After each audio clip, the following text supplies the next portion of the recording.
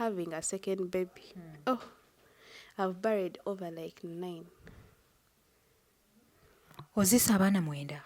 9 nga sinazzaako wano. 9 mulimu ezivuddemu ezenzaddeere. Byonna if I to count it's now 9. This is ng'ozimba olubuto bw'oti n'osindika omwana n'afa.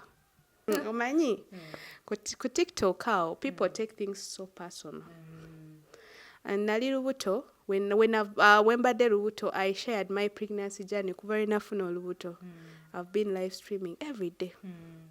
Buli lunaku era bambi ntwala okwetonda kwange eri mwenna be mbadde nnyiiza nga bw'olaba live yange onyiiga lwaki tension yange kunyiiza. I was sharing my pregnancy journey with people who are like me. Ng'obadde oli eyo nga tozaala.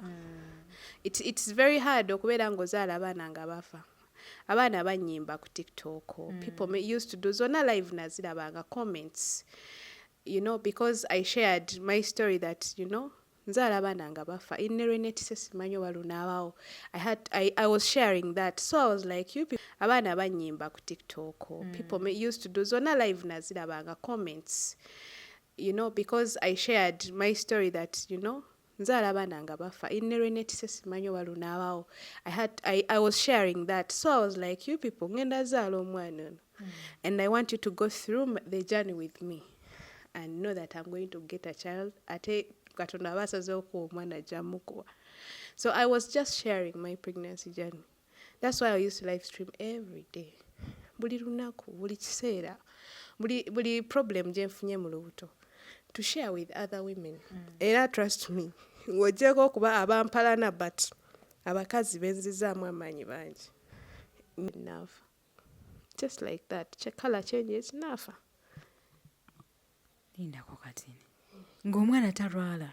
Nga talwadde, nga tetumujje na mu ddwaliro. Like you give birth there, after giving birth, baby na losing color skin, nafuuka wa blue. Eyo blue color. Ogenda okumutwala mu incubator, ogenda bagamba afudde. In that very hour era nze nali namanyire okuva ewaka, n'engenda mu ddwaliro, n'enzaala, n'emmala ozaala, n'enfuluma eddwaliro, n'engenda ewaka, n'engenda mu kiraabu, n'enywa bbiya. Anti kubanga omulambo baba bagututte.